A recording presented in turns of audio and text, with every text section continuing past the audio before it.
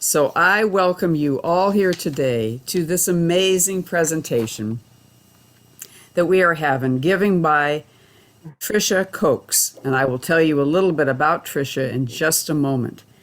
But we have had a long time dream of this particular topic, building resiliency through advocacy, supporting people living with disability. And I'm just going to read that again. Building resiliency through advocacy, supporting people living with disability. This is so powerful, my friends, and such a powerful topic that each and every one of us can learn and deepen our awareness with. And as a part of the Universal Church of the Masters Educational Committee, it's my great honor to welcome each and every one of you. Welcome, Macy. Hi, Macy.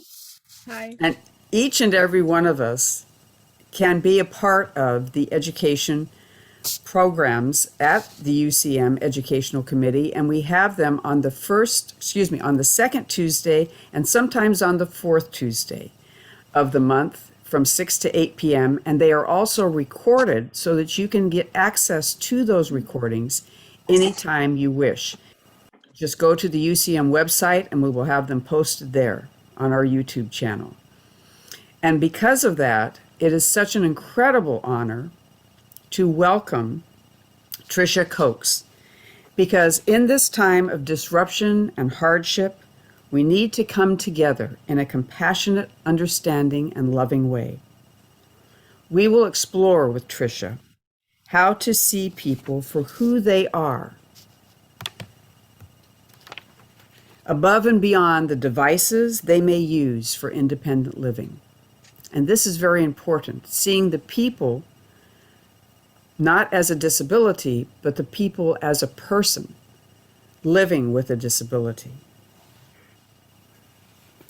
And, whatever our concept of disability is, Tricia is going to explore that with us. And by exploring that with us, she is going to create an amazing environment for us to be able to take a look at these issues in a very deep way.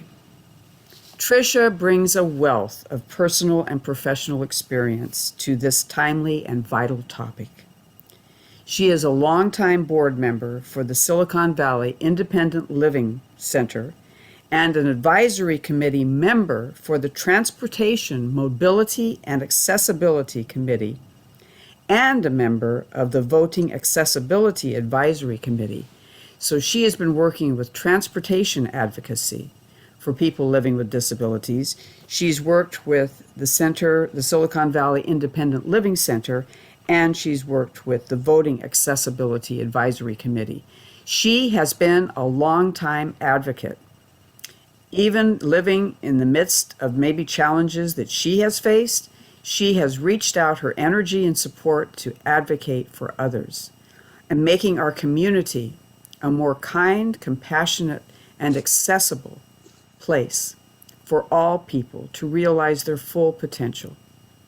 And it's with a great deal of honor and pleasure that I give to you, Tricia Cokes. Thank you so much, Janet, for that introduction. I hope. And may I do one more thing? I'm sorry, I forgot to do this. No, yeah. But we're going to light the candle for Tricia and for this topic.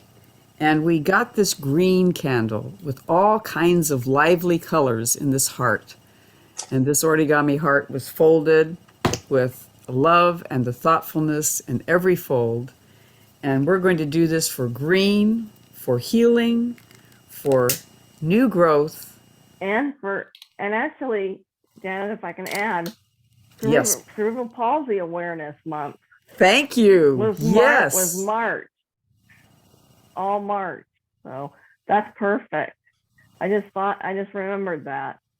So thank you. Wonderful. Thank you. And we'll leave it right back here.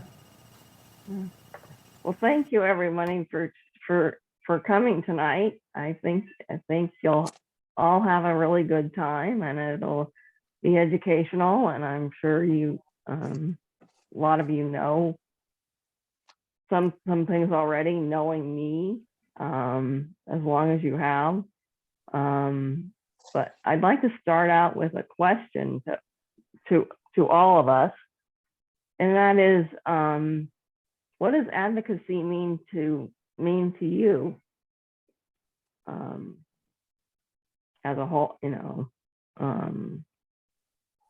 in general, yeah. Lynn, go ahead. Well, I have a daughter with special needs who has some developmental delay, bit of autism, and now mobility issues. And I'm, especially in these challenging times, trying to continue to advocate for her under more difficult circumstances. And sometimes it's, and I had even another issue today where I felt sort of like, since we're in Easter, kind of Christ on the cross, doing the right thing and being misunderstood. And it caused pain to my heart. Part of me wants, I would like to walk away from being misunderstood in those ways, but I can't because I'm her advocate.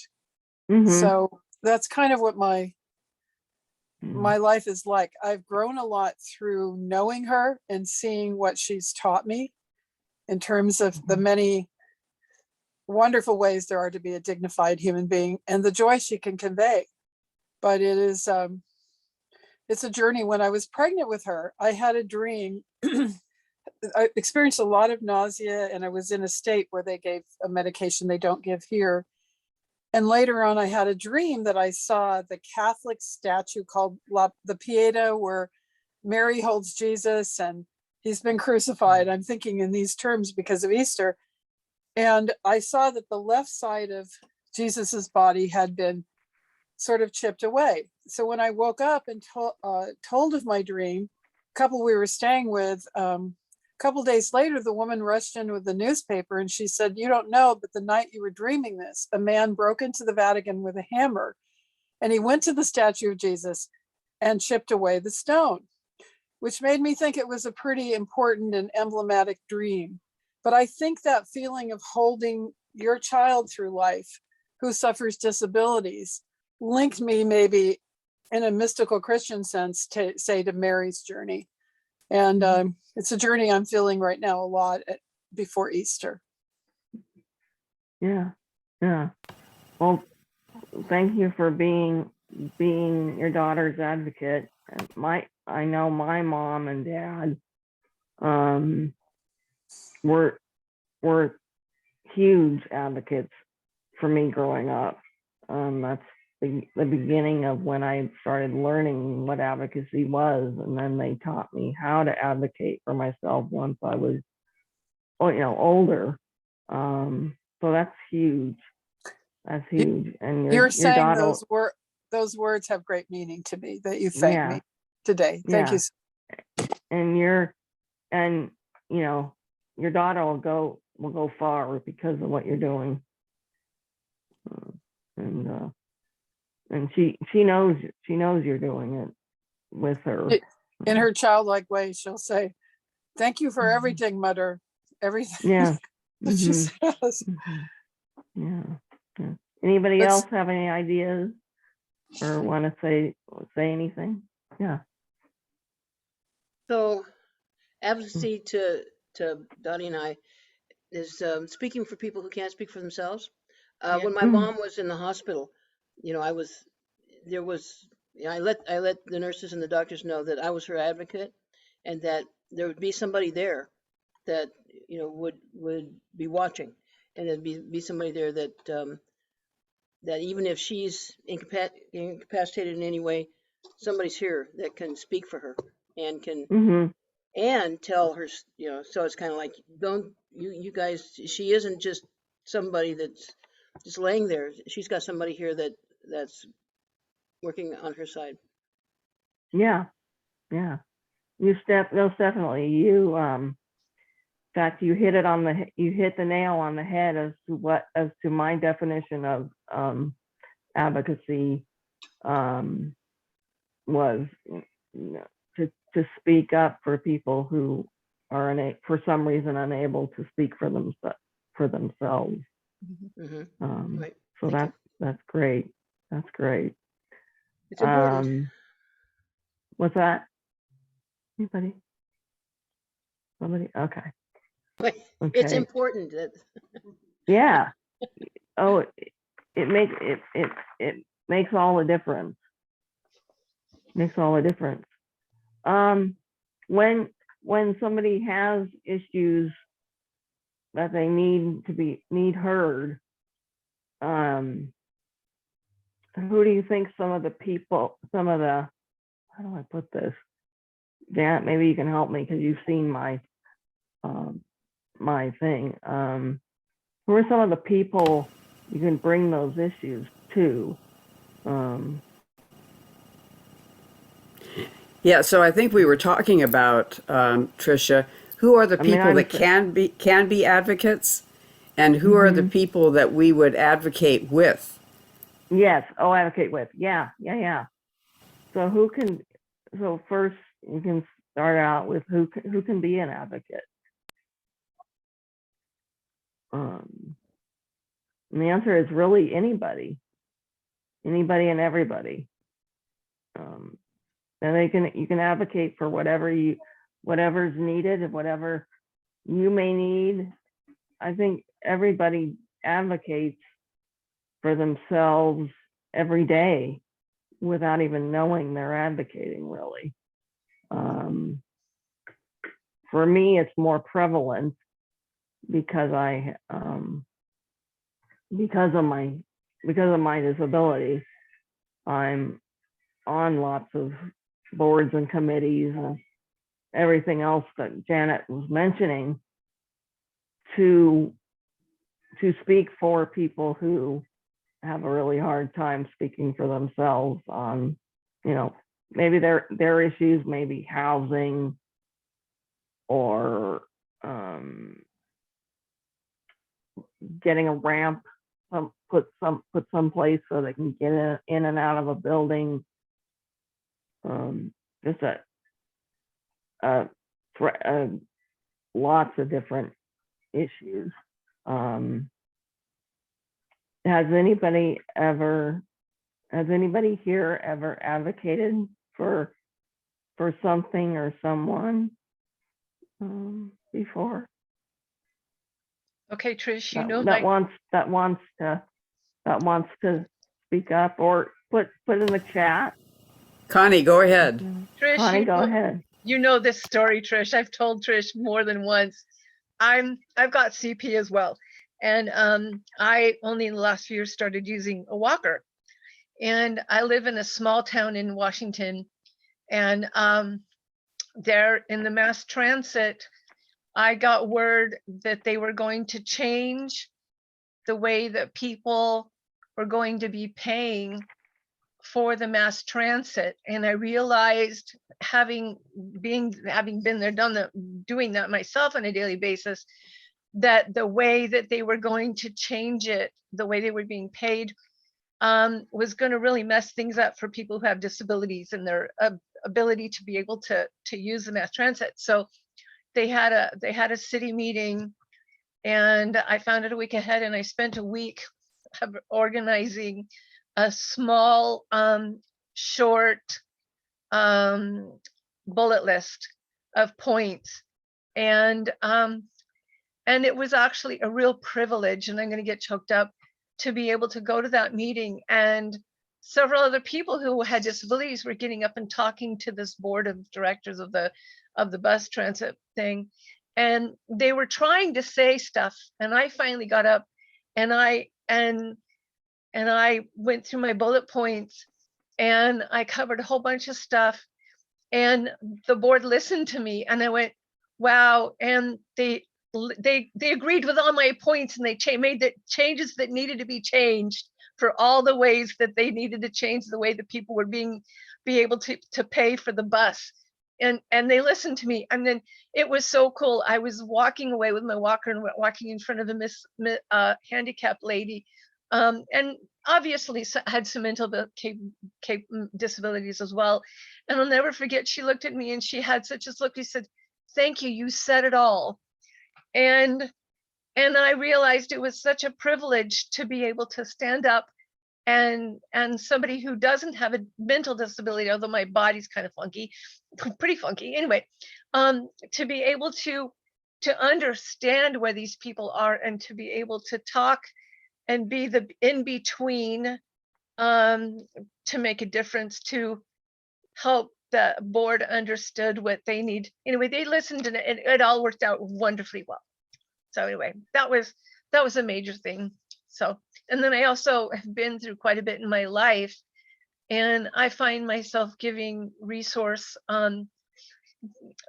Using a walker gives me permission to talk to people that I wouldn't ordinarily talk to. Like the other day, I was driving along and I saw this guy was struggling walking with a cane, and I just pulled over and I said, "Hi, I've got CP. I just thought you might like these as resources." And he was thrilled to death. And apparently he'd just been diagnosed with Parkinson's, and he was just really struggling emotionally. So to me, it's a way that God is using, it's a silver lining of God using me to help change the world. And it's a privilege. So I'm one of Trish's biggest advocates, and I mean biggest fans. We go way back. Yeah. Yeah. Yeah. Thank you for that. Yeah, that's always a good, solid, two solid good stories. That's wonderful. Now, Chris, I noticed you had your hand up. Chris Miller?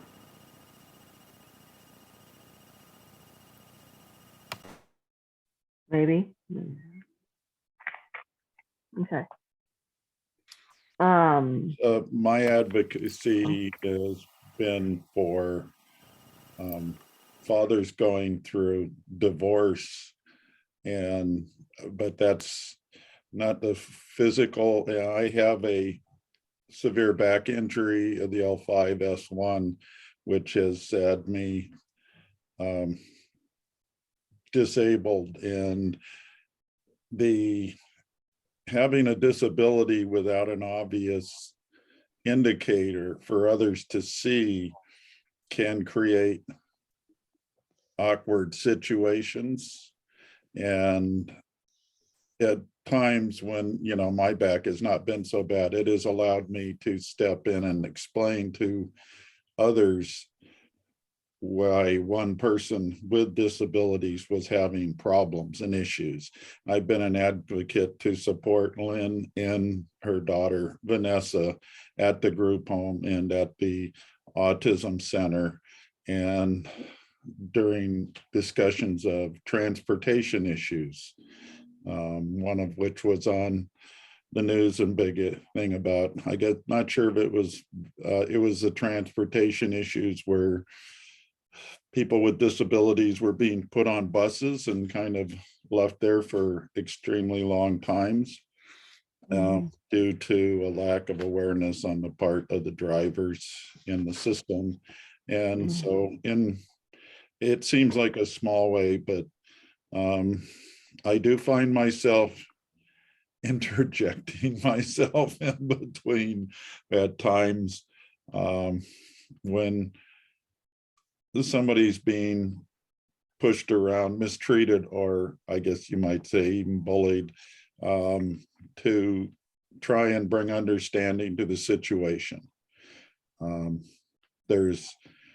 I think it's wonderful that you're having this talk and discussion, and that somebody has to speak up and explain these things, because unless you experience them yourself, you do not have the understanding and the awareness of the limitations and the impacts. And so giving that voice to the unheard or the unspoken is a wonderful thing. And I commend you, everybody who's taking any part in this advocacy. Thank you. Thank you. I have another question to change the conversation a little bit. Who here, if I can speak, thinks it's okay to ask a person with a disability if they need assistance in any way. Oh, Kitty has joined us. Hi. Yay. We love kitties. We invite all Yes. four-leggeds to the screen. Yes, yeah. So So when you yeah. said that, Chris, and I was so struck by the way you said that, Tricia, you know, do we have, I believe that in my experience, that is the only way to approach somebody, is to be very gentle and to ask permission or ask if that is what is needed rather than assuming that Mhm. I might know what another person might need. Yeah, Yeah. exactly. Yeah, because I think everybody, I know for me, I'm extremely independent, and I've created, I mean, I'm getting my 2 cents worth, but I learned how to use a walker on stairs. And just the other day, I was in a situation where I was using the walker on stairs. It's a, and somebody came and said, "Do you need help?" And I said, "No, I watched YouTube. I know how to do it." And yet there's another situation where there's another set of stairs in the same building where if somebody asks me if I need help, you know, at certain times I might need help with the other stairs because they're new and I can't do the same thing. So when you ask that, do you need help? You're giving that person permission to decide. You're giving the power to that person to give them to decide what they need help with and if they feel safe with your help and exactly how they need help, because sometimes they worked out their own little systems and they need to tell you exactly what they need done and how they need it done. Yeah. But you don't take by asking that, or how can I help you, or do you need help, and then how can I help you, you have to give that person the power to be able to be in charge of that situation. Maybe instead of "Can I help you?" "Is there a way I can help you?" would be even stronger. Yeah. Or maybe if "Can I help you?" and then if they say yes, then well, show me how. Yeah.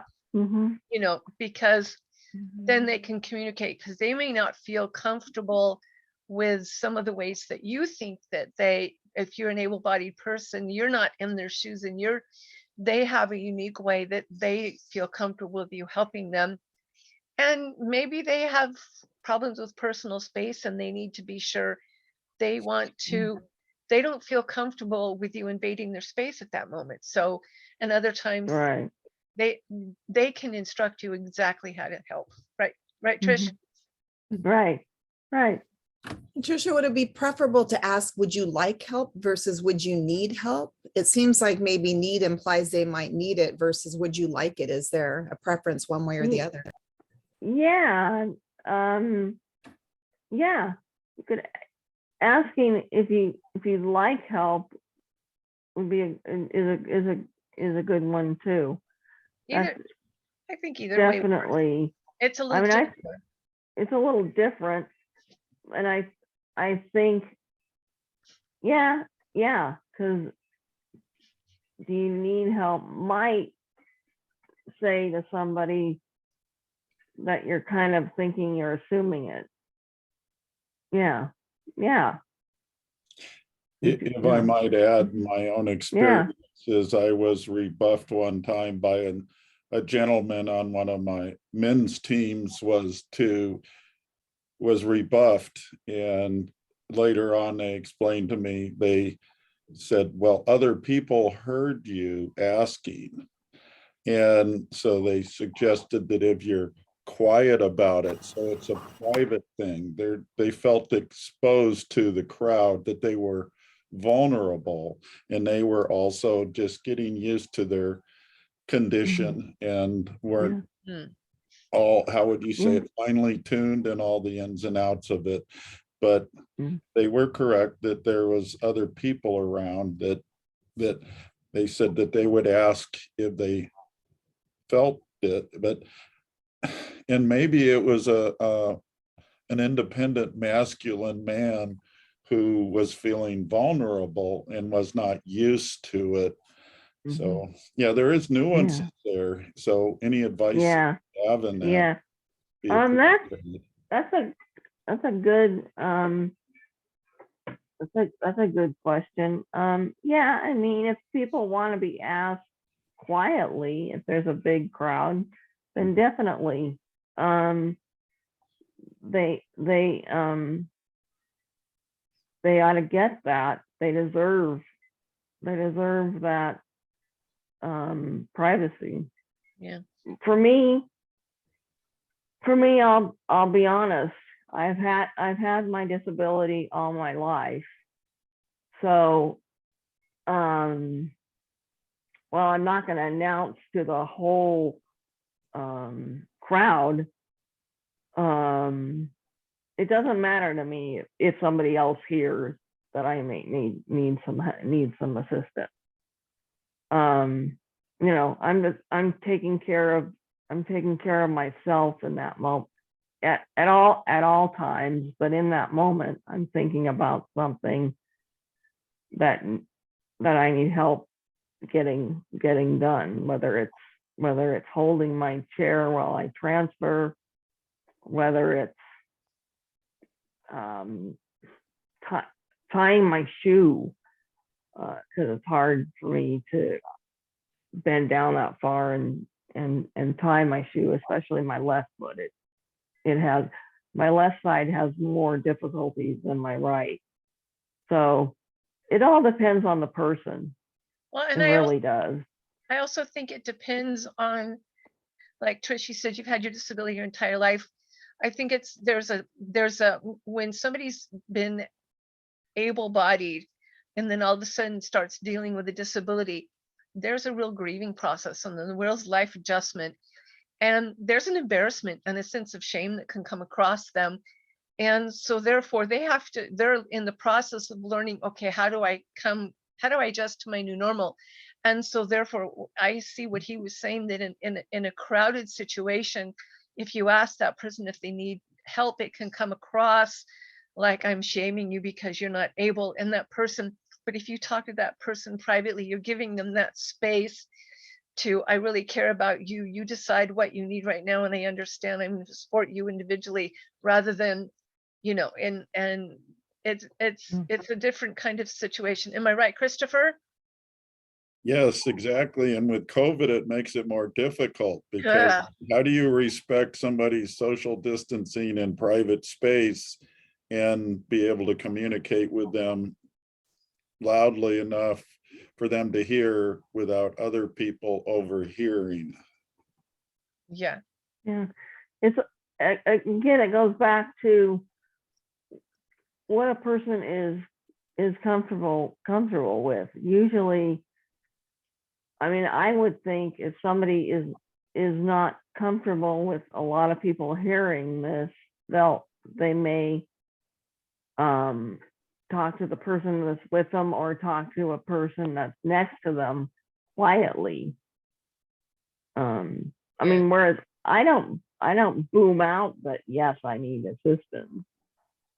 But on the other hand, you know, somebody else may need even more privacy, and just give the person what they need, privacy, and because it all depends on the person, and you know, because even I don't know what the other person's dealing with. I don't know what they've gone through in their whole life or anything. So Wouldn't you say 2 words would be awareness and sensitivity, and a big one would be yeah. awareness?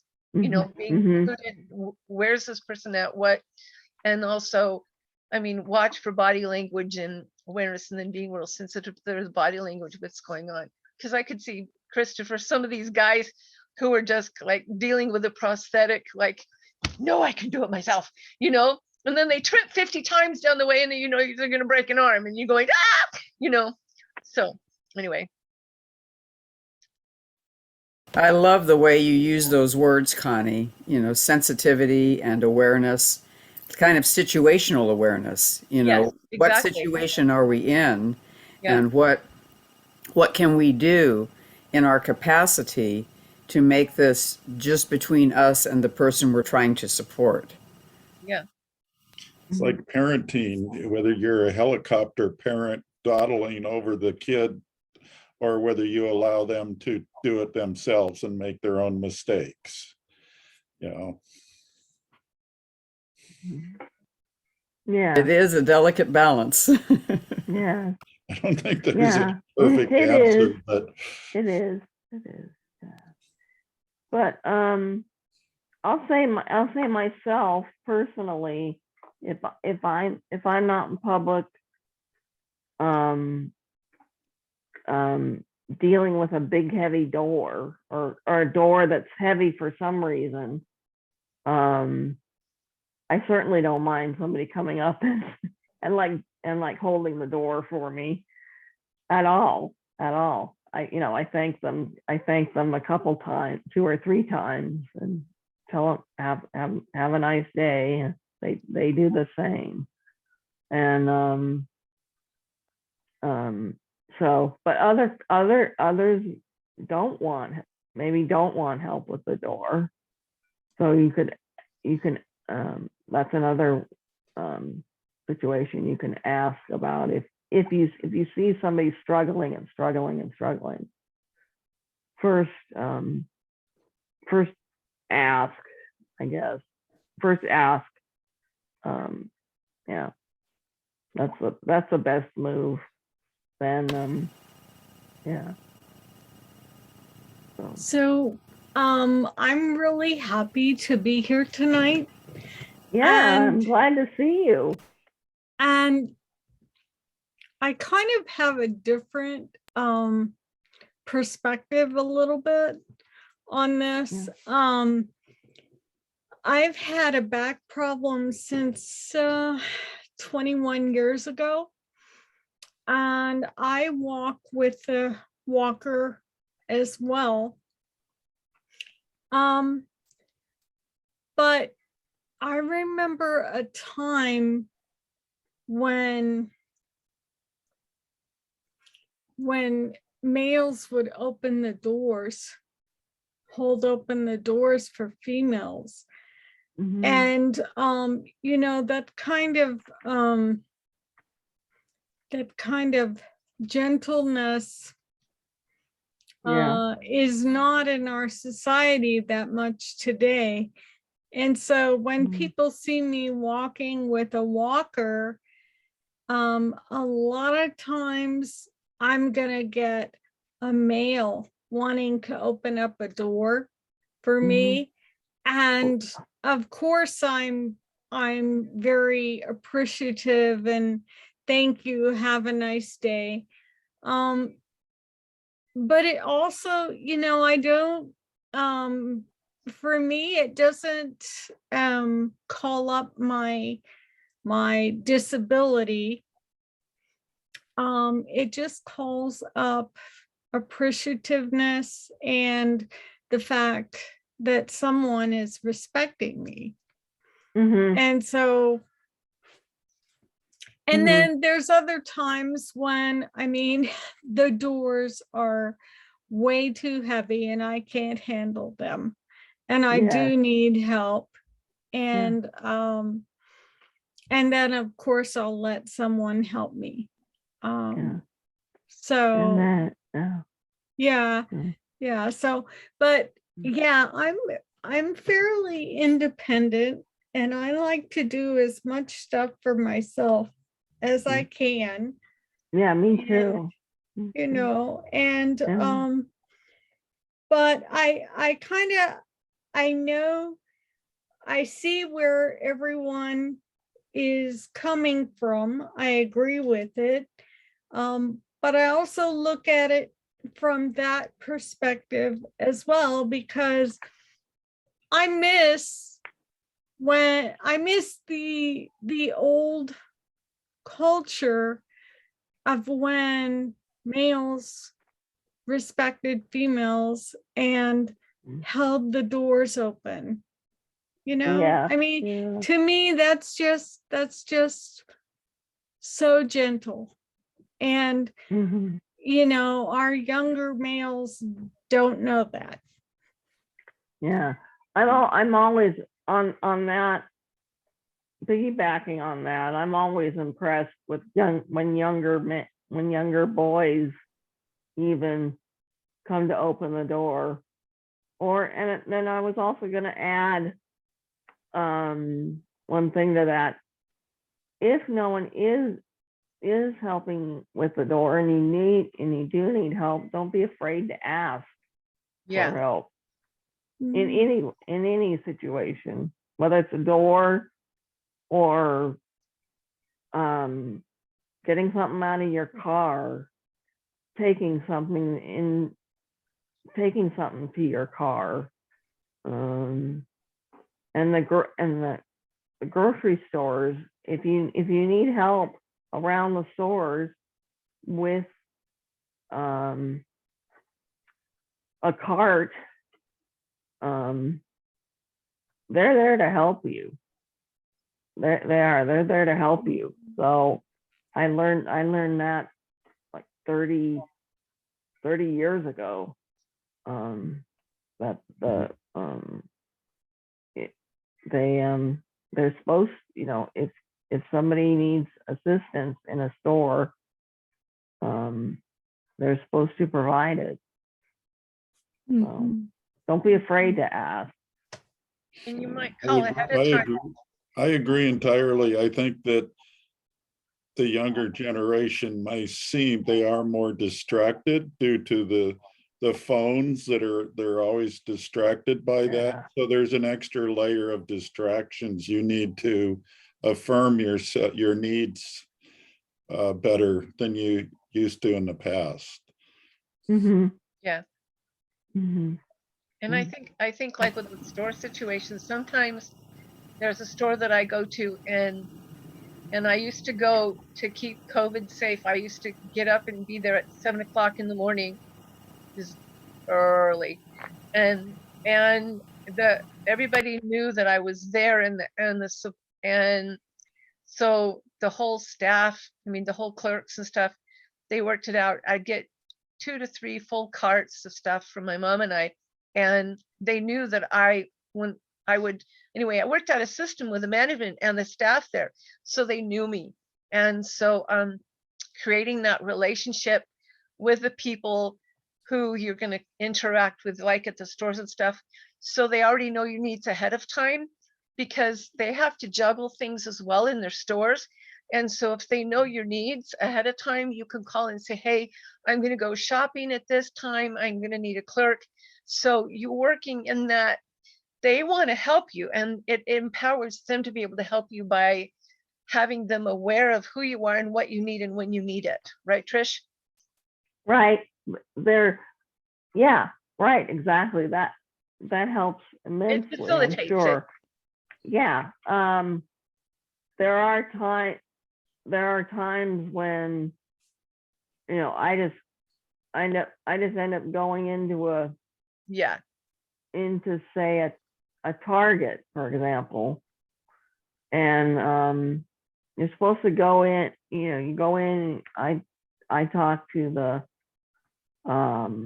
people at customer service, and at this one Target near the house, I'd say a couple years ago, I went in there, and I'd been shopping at this Target for I'd say 15 years at least, because I've lived in the same area that I'm living in for 54 years. So anyway, so I went one time I went into the Target that I always went to, ask for assistance, and they said, well, we don't have enough checkers now, and so we can't help you. It's like, well, excuse me, but I have been coming here for X number of years, and if you're not don't know about it, and Americans with Disabilities Act says that you need to have somebody aboard to help when needed. I mean, I understand there's people call off or whatever, but they're supposed to have that. And well, they long story short, they told me that, and I argued with, I dealt with them and talked with them. Finally got help that day. Because I go to places on paratransit, so I'm there, and paratransit doesn't wait for you and stay there and wait.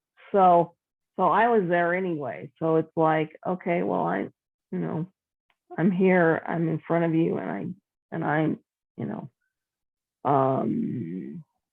I need assistance. So anyway, make a long story short, they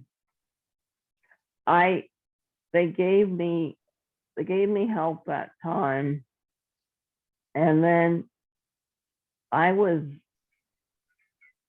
after a while they kept saying denying me help when I'd go in, so I quit going to that Target, and I went to another Target in the area, and they were more than happy to help me. Every time I go in there, they're more than happy to help me. The first time I went in there, they practically tripped over their own feet getting to help me. So I just I don't go to the one Target anymore because I can't get the assistance I get. And I did report them to their corporate office. Good. With on the stationery of the Silicon Valley Independent Living Center. As Janet mentioned, I was board chair of that organization for 8 years. So yeah, I wrote a letter to them, and they still wiggled around and whatever. So I don't go to the one Target anymore. And I told them. But that's a beautiful example. I told them the one time. I told them the last time I was there, I said, I'm never coming to this Target again. Not only that, You I'm just going to tell lost, everybody else not you to just come. lost a patron. Yeah. So yeah. So that's the definition right there, Tricia, of advocacy that you were asking about earlier. You advocated for yourself in a beautiful way, and you gave them a couple of tries. You didn't just, give up the first time, but then when you went to the other Target, and then you wrote a letter saying, look, this is not okay. Mm-hmm. And so making people aware. And that is the kind of follow through, I believe, that really speaks to advocacy. And I thank you for having the courage to say that, to be honest. Yeah. Yeah. I don't mince words usually in situations like that. I say it not, I do it as nicely as I can, but I get my point across. I get the point that I want to get across. So, Lynn, I saw your hand up earlier. Yes. Oh. And I also want to say, Chris put in the chat, ask and ye shall receive, and you shall receive. And I think that's a beautiful kind of underlying statement, that don't be afraid to ask on either end, whether we're receiving it or giving it. Lynn. Go ahead, Lynn. You're muted. You're muted, Lynn.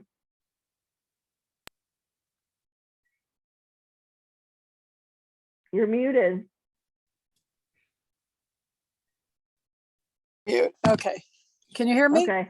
Yes. Everybody's talking about asking. I'm her advocate, and I'm also falling into being, I'm also a part-time caretaker. And during the COVID, the group home she's currently in removed her option to use a walker with assistance without my consent, and I'm compensating. I go every morning in a garage with parallel bars, and sometimes that's even questioned. So have been really asking for help, because I feel, looking ahead in her life, that for me to do all of this is too much. But once, it's difficult for me to find that. And so I think once you have a client, a son or daughter who's in a group home, it's presumed that all the needs are met there. But in this case, her mobility issues aren't.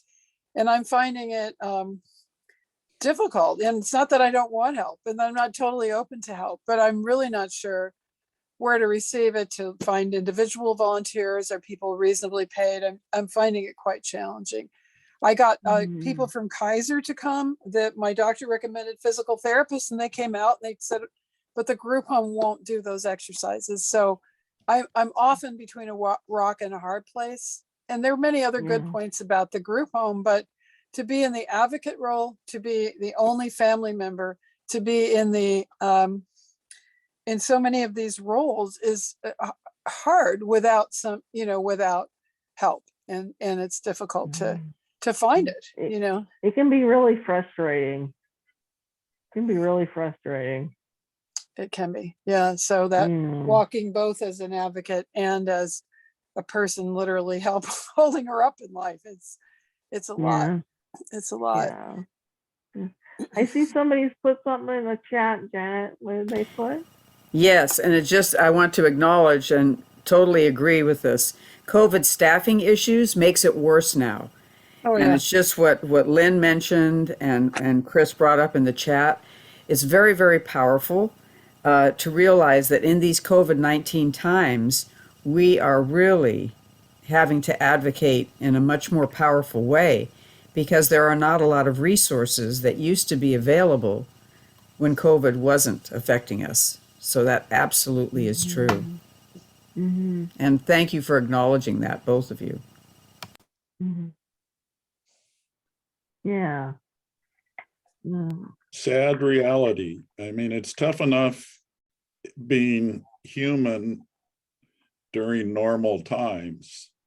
And there's the shortage of staff, the conflicting requirements, the changing requirements. Many years ago, when I was young, 50 years ago, I took care of 10 grocery stores for a couple of years, doing mechanical and electrical repairs and stuff.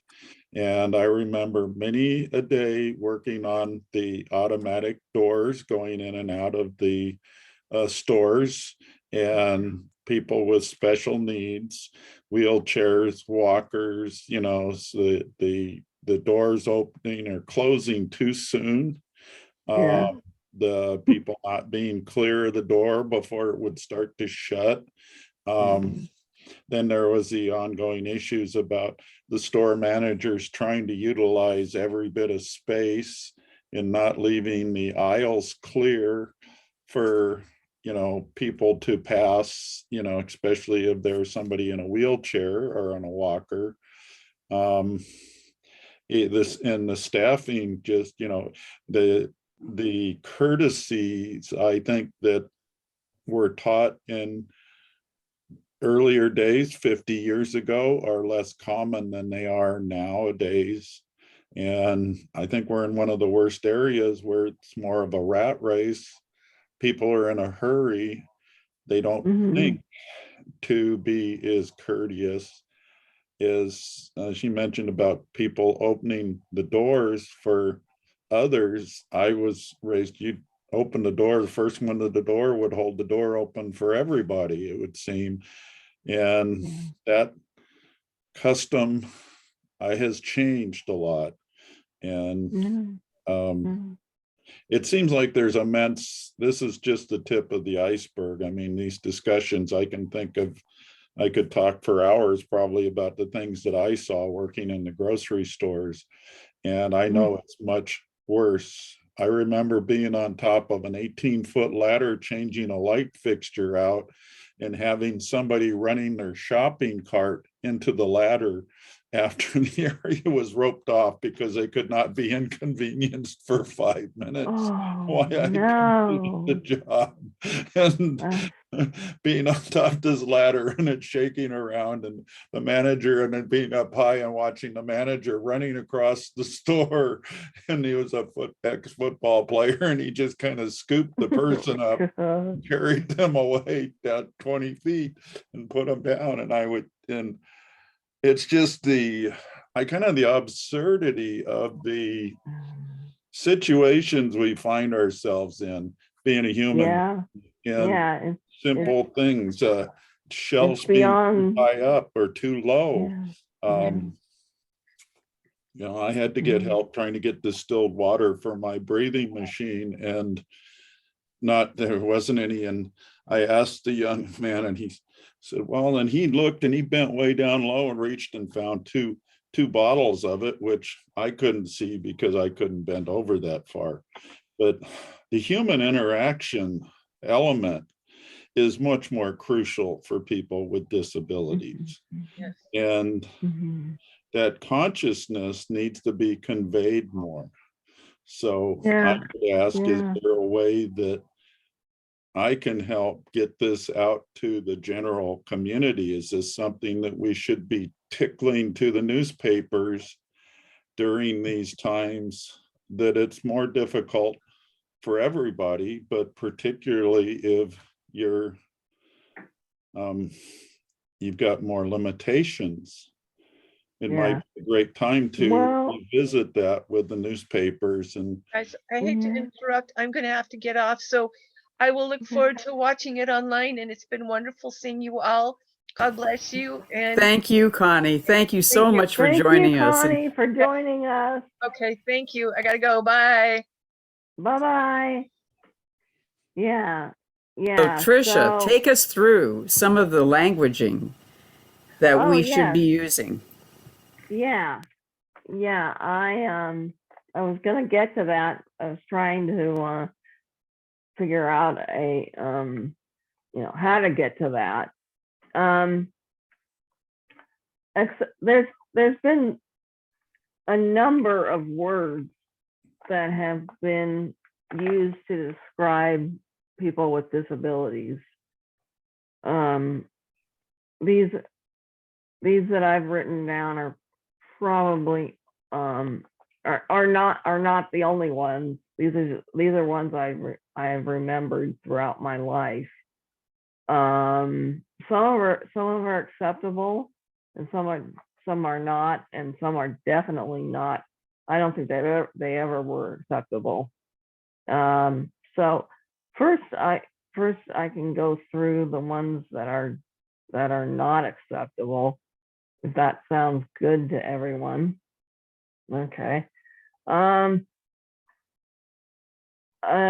Saying a disabled person is not acceptable to our community, because again, we're a person first. We're a person with a disability, not a disabled person. Our disability doesn't define us.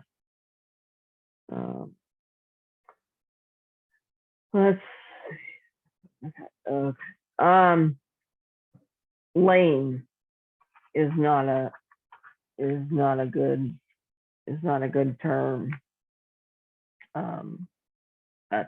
Yeah, it's not. And the one of the worst ones that I have heard and grew up with as a little kid, not in my family for sure. I mean, my family never used these words. They treated me like anyone like anyone else.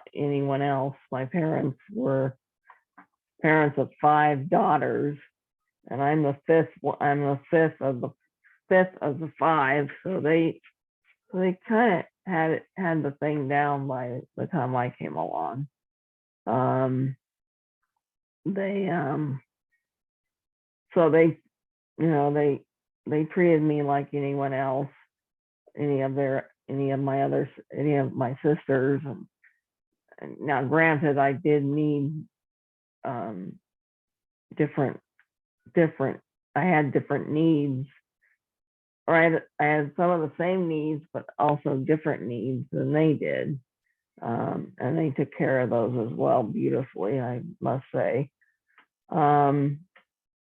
The worst word to use for someone in our community is the word crippled. I don't think that's ever been, in my opinion, that was never acceptable. To me, it was never acceptable.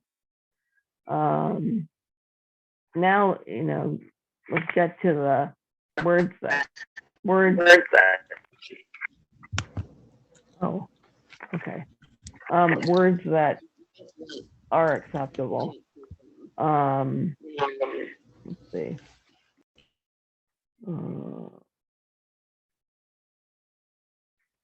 Here. I'm looking on my. Okay, as I mentioned before, a person with a disability. So you're seeing the person first, and you're getting to know them, know who they are, maybe what they like to read, what movies they like to watch, or what comedian they like the best, or just something. Know them as a person. Another one that's okay but not great is differently abled. So it's so the best one, in my opinion, is a person with a disability.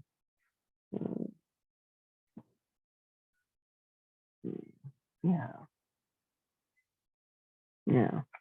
So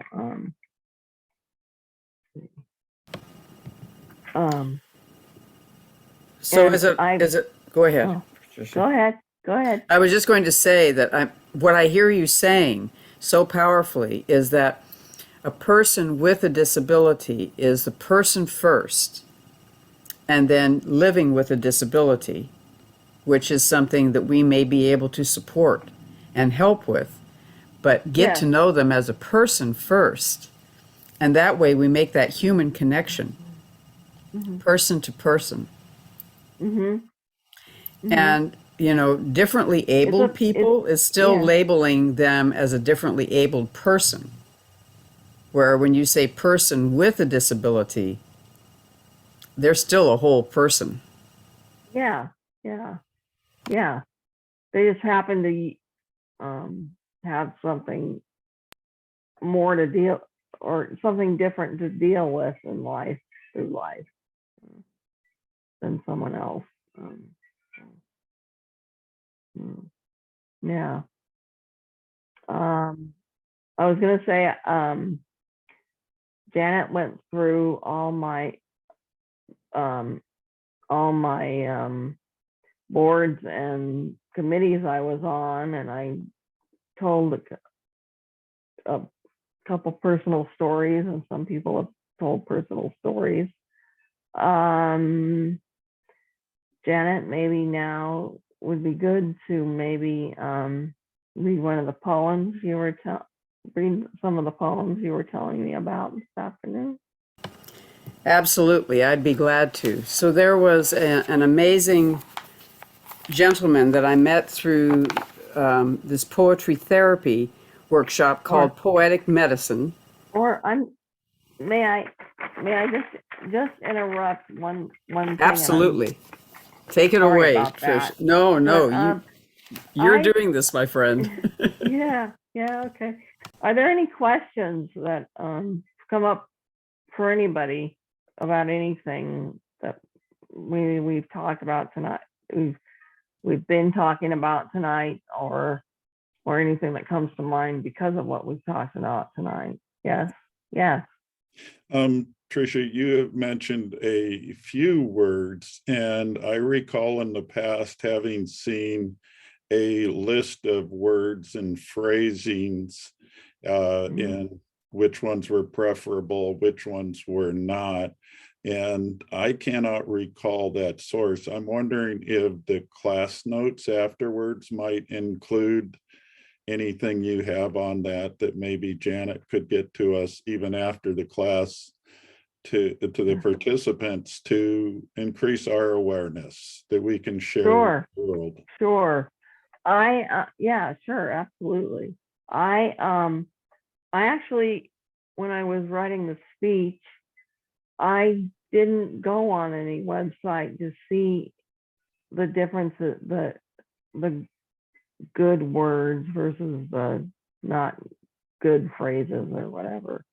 I came up with them off, from my own experience in life. So as I mentioned at the very beginning, I haven't hit all the words or phrases that are good or bad for us. So, but we will can definitely get would you like a transcript? And it's also going to be on YouTube to rewatch again for a long time, if not ever, forever, whatever ever is, however long ever is,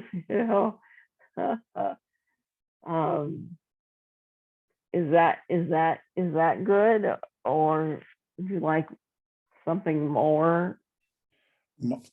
My thought was thinking that even having been exposed to some of this information in the past, how it helps to keep spreading the word, and that it especially at this time in COVID, that maybe revisit it with the newspapers, the media, etc., to help everybody, those that may have not had any experience, to get some awareness, and even old dogs like myself who've been around a few sailors. My brother was a sailor, to be reminded that some of the things are a little more salty than the average person might prefer for to increase our awareness. Yeah. Yeah. Okay. You all mentioned poetry, and I wondered if I could read a couple poems from the perspective of an advocate. Yeah, why don't you read one poem and then I'll read one poem, and then we'll take it from there, because I think Tricia has some other things planned for us as well. Okay. Yeah. Yeah. This is a poem that was just published by Cesura out of the San Jose Poetry Center. And they juried me as to selected a poem about my daughter, and it's called Beneath Her Speech. I'm happy, my autistic ataxic daughter says. Even as an adult, her sentence structure is childlike. You love me, she echoes my statement to that effect. Sometimes there are no words. She hides her head if she likes you very much, shy to see you all at once. Where's Joe? I asked her after her beloved stepfather died. My brevity belied my curiosity. Could she who does not read respond? In heaven, she knew to say somehow. When I see Mike, she asks about her absent but living birth dad. I don't know, I answer in abject frustration. You don't know? All this is called telegraphic speech. I don't mind. It cuts right through to reveal the spirit of life, love, and loss. If you try to explain things to her, you must use it too. Try, and you come to what matters. There is power, emotion, and soul beneath her special expression. With few words, she reveals much. Thank you. You're Thank welcome. you. Yeah, yeah. Very nice. Very nice. Yeah, Janet, can you go over the ones that you have? So, because there's one we talked about just tonight before we came on. That would be really good. Absolutely. And I would also like to. I'm sure we can get to both of the ones that you have, but yeah. Absolutely. And I think we can probably get to both of Lynn's too. And I just want to Yeah. acknowledge, Lynn, there were several lines in there that were very, very powerful. And I would just, like to mirror them back. Beneath the words, just the title of the poem says so much right from the start. And there are several pivotal lines in the poem that are quite beautiful. Thank you. Yeah. And it's amazing how it talks about the interaction between you and your beloved daughter, and also ways that we can. So, with that poem, you described how I can also read her cues a little bit better when I get to see her. When you have to boil down things to simplicity, you find out what's meaningful and important and what isn't. She teaches. So that's why the poem was called Beneath Her Speech. Thank you, Janet, for Beautiful. your remarks. Yeah, it's incredible. I think we need to do a poetic medicine thing on this topic. Maybe make it another complete, Great idea. workshop, because there's so much beauty that can be found. So this comes from Marshall Lyons, and he is a wonderful poet that has been dealing with disability. He has muscular dystrophy, and he's been dealing with that and other conditions that have been very, very challenging for him. And so he has written these poems. Disability, the unnecessary experience of isolation and struggle resulting from an uninspired world's lack of empathetic forethought.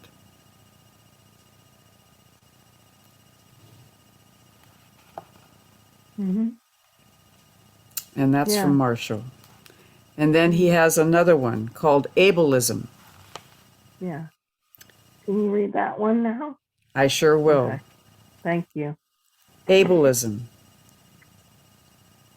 Keeping the world most content for people whose bodies and minds operate like yours, fueled by the fear that your own body and mind might inevitably change in ways you like to pretend isn't real.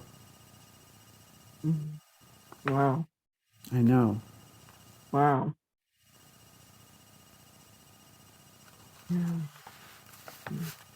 And then to use the word that you used, Tricia, lame. Encumbered walk that shows the gritty struggle to remain upright and mobile in the face of pronounced difficulty and pain. Also used to mean pathetic and worthless. So he actually addresses, as you did so beautifully, Tricia, why lame is not a good word to use, because it's also in our culture and in our language used to mean those other things. Mm-hmm. Mm-hmm. And then the last one that you mentioned, crippled. Damaged, impaired, maimed, incapacitated, multifunctioning limbs, disabled body, strong mind, brave heart, determined spirit, aware, impacted by judgment, human. Mm-hmm. Wow. Yeah. That's great. Yeah. So, Lynn, if you had another poem to read, I'm sure it would. Oh, yeah, that'd be It's great. it's Can a we little just longer. read? Can we read something that went out in the chat for a minute? I saw something else in the chat. Yes. Thought So class. it's from Christopher. Tricia class video word communication guidance for caregivers as resources training to enhance work skills. So that's what Chris is inviting us to do, to take this education out to the wider community. Yes. Okay. Yeah. Great Okay. idea. I went This is- got licensed as a caregiver a few years ago, and I think that if there was a reference, a handout or something to new employees, new caregivers coming in, is a resource for your information to help them become better workers, better caregivers, and that to that it's good information. It should be shared. Yeah. Thank you for that idea. Yeah. Yeah. So this poem was published in Song of Los Gatos, put together by the Poet Laureate of Los Gatos in 2014. And it's titled Autistic in Los Gatos. It is a bit longer than the other. Born in Los Gatos, my baby was blonde, hair the color of the Victorian cupola, with deep emerald eyes, the color of the Forbes Mill Creek. That night in the hospital, they didn't call the doctor to give permission to bring her. Vanessa looked for me all through the new Los Gatos night.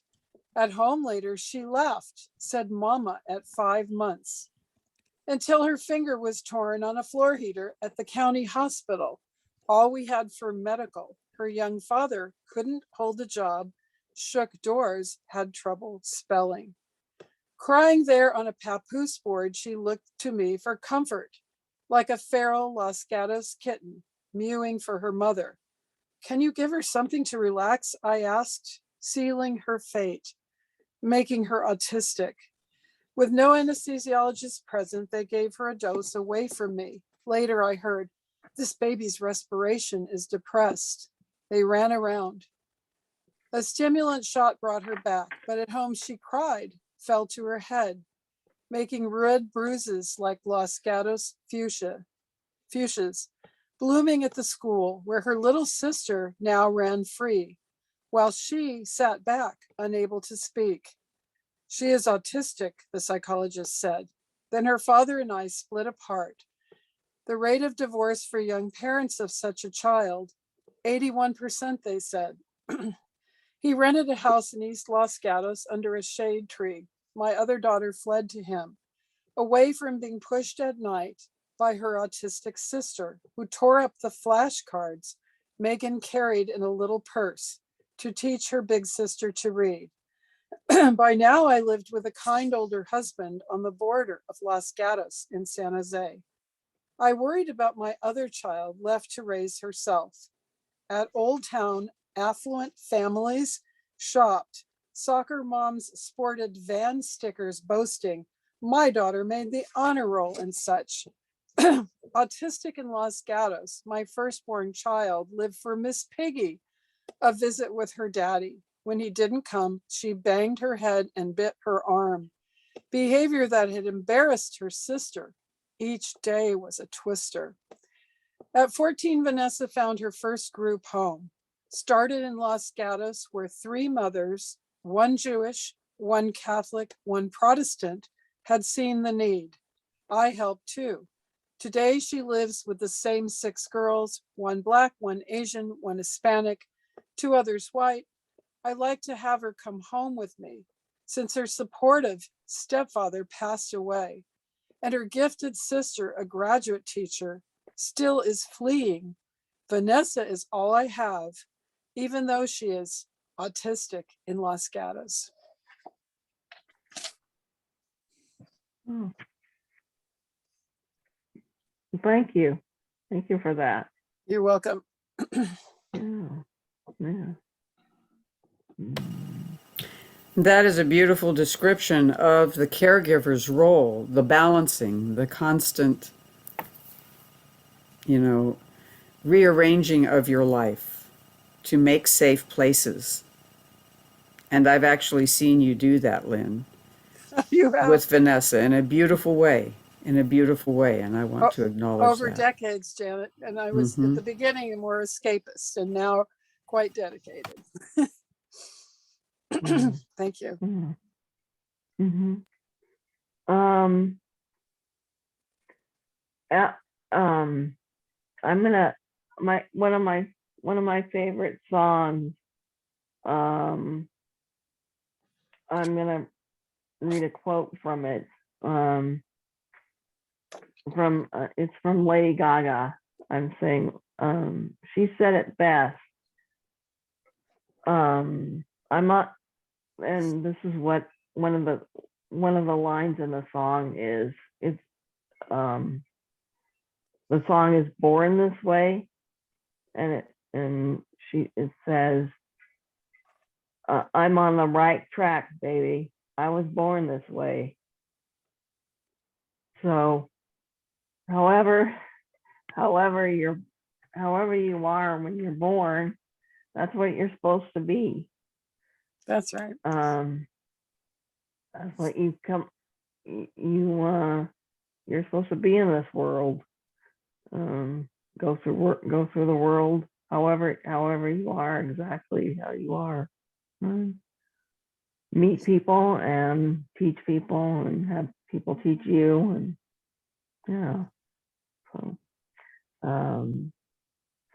that's one of my favorite songs. That just put the speech all together. Yeah. Beautifully said. And Chris is reminding me, actually, it came from Sean Emler, Chris, who wrote a song about the island of misfit toys, was the name of his song. Oh, Yeah. yeah. And he said, you know, and Sean's message in that song was, we all have damage, visible or not. And sometimes they're not visible, but it still may mean that we're dealing with, you know, difficulties and dealing with things that really impact our lives. And I often think about, thank you for bringing that up, Chris, because I often think about that reality of dealing with sometimes emotional, you know, challenges, or mental health challenges that may be invisible. They may not be physically able to be seen, but can be equally as challenging. And what I love about you, Tricia, is that you're not afraid to say, let us come together. Let us come together and talk about all of those challenges that we are facing as human beings. And let us work out a way to be compassionate, both for each other and for ourselves. There was an amazing experience I had many years ago when I was working. I was a teenager. I was 15 years old, and I was working at the Head Start program, which, for any of you that remember the Head Start program, it was a program for kidlets like 4 years old before school to kind of help them get a head start on getting, you know, inundated, you know, in the school. And My this tutor, I'm sorry, my ahead. tutor through first grade, well, second grade, I guess, through high school, worked for Second Start years ago. Amazing. He worked at Second Start. So what's amazing about it is, I mean, I'm working with these little kids, right? And I'm 15 myself. And so this one kid kept coming up and biting me, you know, and I kept saying, well, why? And then the teacher, who was himself also a person living with a disability, came up to me very quietly and he said, Janet, just because people have different challenges doesn't mean that you deserve to be bit. Let him know how you really feel. Let him know your honest feelings. If it hurts, tell him it hurts. And the amazing thing was, I was like terrified to say the wrong thing or do the wrong thing. And the minute I said to this child, and he was wonderful, I said, Ricardo, I said, it hurts. When you bite me, it hurts. And he goes, oh, okay, I won't bite. And it was that simple. And the lesson that it taught me was, you know what? We have to be honest. Or I have to be honest. I'll own it for myself. It's like, I, need to let people know what I know or what I don't know, or asking the question, how can I help? And being okay with the answer, but also not hiding that person from my true feelings, and it was just so funny. We became best of friends by the end of that Head Start, class. It was a couple of months later.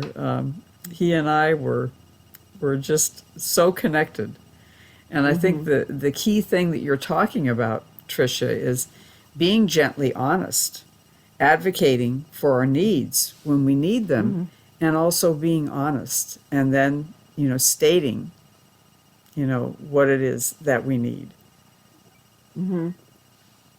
Yeah. Yeah. Most definitely. Yeah. You have, Janet, you have a song that I asked you to play the recording of. Is that still doable? Absolutely. That's still doable if I can remember how to do it. Okay. So this is a recording of a song that came to me many years ago when I realized how we are all dancing on the balancing wheel. And you wrote it yourself, right? That's right. Yeah. And we were just talking, Tricia and I were talking about how on YouTube especially, we have to be careful about doing anybody else's music. And that's why she read the quote from Lady Gaga's song, so that we wouldn't put on her music because we'll get in trouble with YouTube. So We get kicked here off. we go. Yeah. Yes. So here we go. Yeah. Okay, I always cry during this song. I have to warn you. Oh. It moves me deeply. So,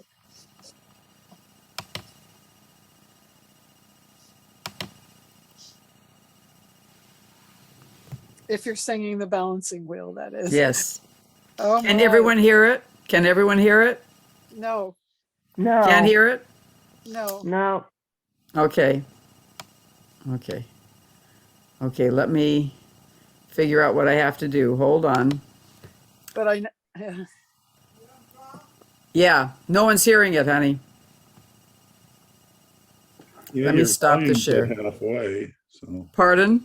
your volume on slide was halfway up, so I could, Yeah. when you Well, we shared didn't it, I hear could any. see your, We couldn't hear anything. I couldn't. You could not hear anything? Okay, Nothing. let me see if I Right. can. Is there a way you can play it and then we can all see each other still? Well, let me put computer Yeah. audio on. Let me try this. Let's see if that'll work. Okay. Okay, so let's see. There it yeah, is. good. There it is. Yeah. I had a pin. But I only have one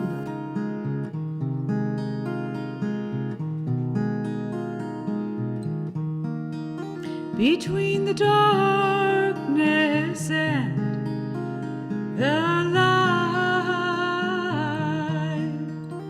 surrender and the fight. We are tenderly, angrily, joyously dancing on the balancing wheel, the balancing wheel, the balancing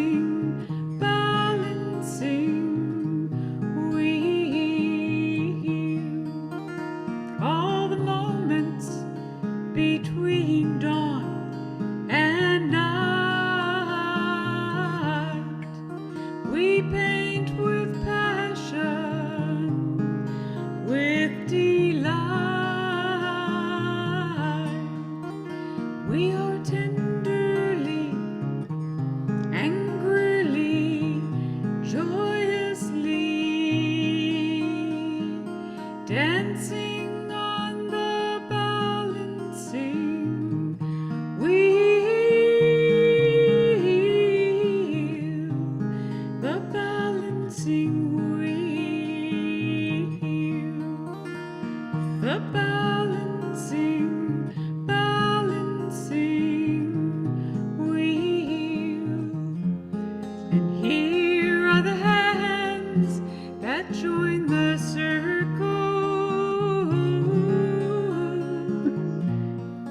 Here is the sorrow that opens up our eyes.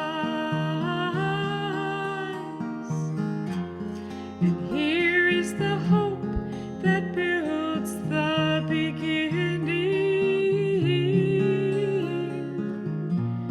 And here is the honesty that strengthens our lives.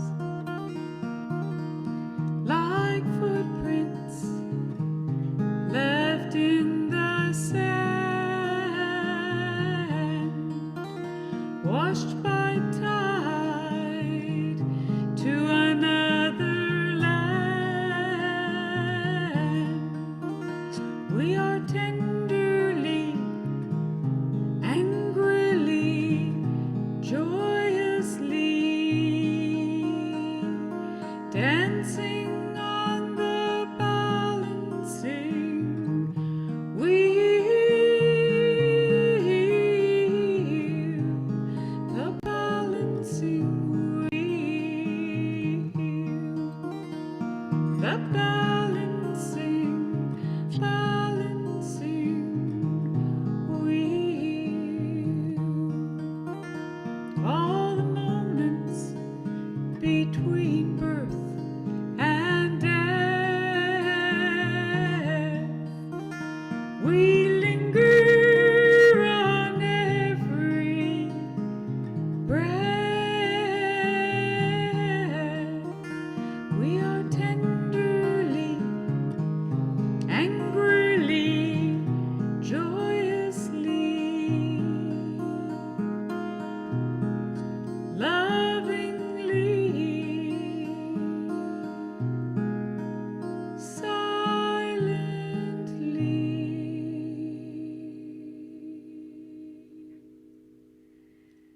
dancing on the balancing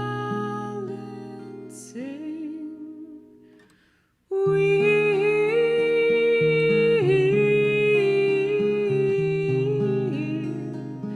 the balancing wheel, the balancing,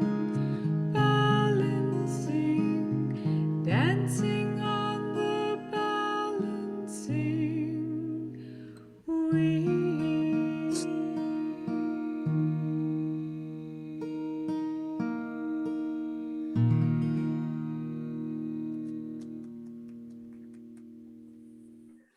Thank you.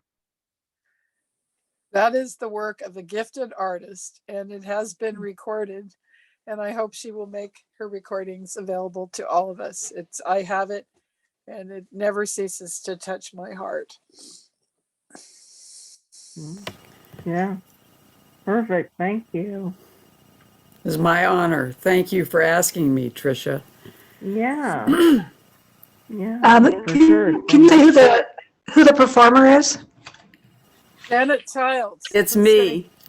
She is the performer and the composer. She's actually a very gifted composer, and what she does, it's unusual. In this case, it might have been different, but I've watched her over the years respond to the needs of a group, and she composes intuitively, often on the spot, brilliantly simple music that touches the moment and touches beyond the moment into eternity. And I think we need to honor the artist among us. She's very gifted. Yeah. Yeah, that was glorious, Janet. Oh, thank you, Mary. That Yeah. means so much. Hi, Mary, by the way. Sorry for the late entry. Janet, do you have any recordings of it if somebody here wanted to get one?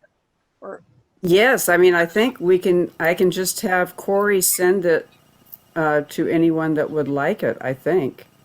yes, I don't know how that works, but I'd love to Yeah. have it in electronic form to send to more people. So I think that's what you're thinking of. It's very, very universal. Yeah. Well, oh, you're muted, Janet. Oh. maybe- I'm sorry. Okay, no worries. Don't worry. So, what you're giving us, Tricia, please go ahead. No, please go ahead. No, I'm just saying that's what you're giving us is tools to dance on that balancing wheel. You know, tools that we can use for and with each other. So please continue. Yes. Well, my closing quote is a short one, and it's from my favorite comedian, Ellen DeGeneres.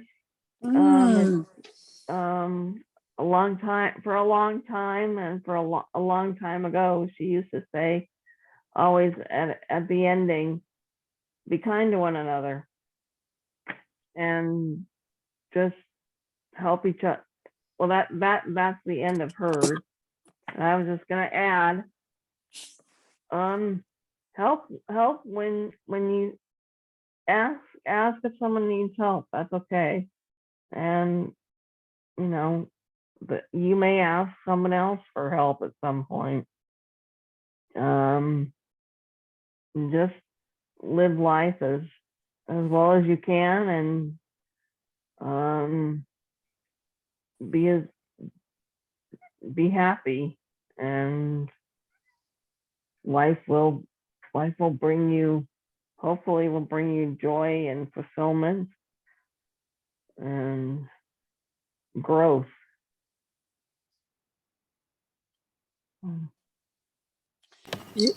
To me, you've brought us something, Tricia, tonight. You have, you exude to me a poised strength that I feel. And as you describe yourself as a person living with a disability all your life, but the presence that you exude, the way that you take in stride, I sense so many challenges it's your presence that's also a lesson and it's a teaching. So thank you for us getting a chance to meet you. Thank you so much. Thank you. I could not agree more, Tricia.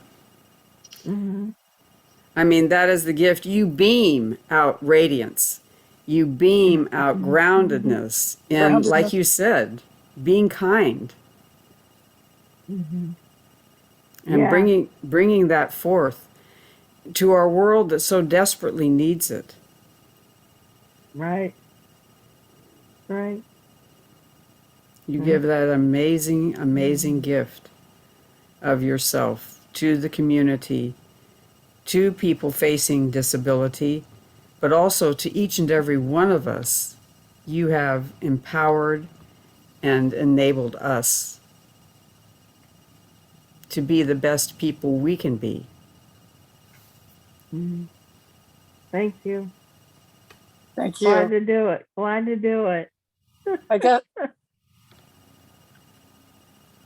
you've brightened the world, part of the world in which you find yourself, and isn't, I think Edgar Casey said, if each of us could brighten the corner of the world in which we find ourselves, that's really all we're asked to do, and it changes so much. But you've reached beyond your sphere. It really does. Transformative sphere of many people. I'm glad to meet you tonight. Thank you. Yeah, thank you so much. And I really love to talk to you more about the challenges your, if, whatever you want to share with me. I'd love to. I know how to. I'd love to be in contact with you.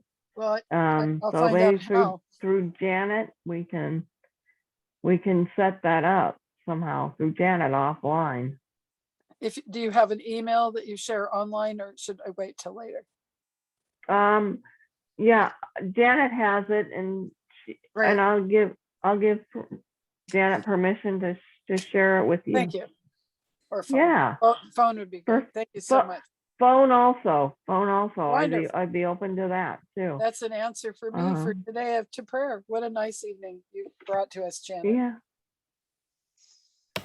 And my friends, as I'm just going to put what was written in the chat because I think it's so beautiful. I didn't read the chat. I was just about to say what was in the chat. Okay, so first of all, what Chris Miller brought up, which I thought was funny, he said kidlets, LOL, which is my term for kidlets. And then he said, you look like a ham sandwich. Now, doesn't that sound like something a kidlet would say? Yeah, that's Use why your he was words. fighting you. Right, That's why absolutely.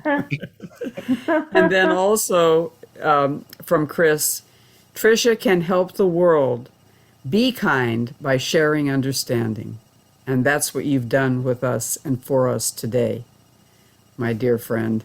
And you have opened up that awareness. I know that I will be feeling, thinking, observing, and paying attention on a deeper level because of what you have given us and opened up the door for us to look at tonight. I'm honored. Well, we're honored that I did that. That you came away with that. Absolutely. And so for each of you, please remember that UCM is here for you and with you, Universal Church of the Master, and please join us for our educational series. Join CCL, who is one of our wonderful charters that actually has services every Sunday, and many of our other charters do as well. And take advantage of coming together in community in any way that we can, especially during these challenging times.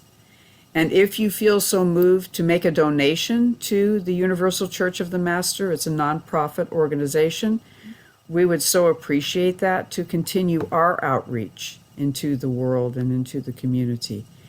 Most importantly, be gentle with yourself. Be gentle with yourself. In these challenging times, everything has been made more difficult.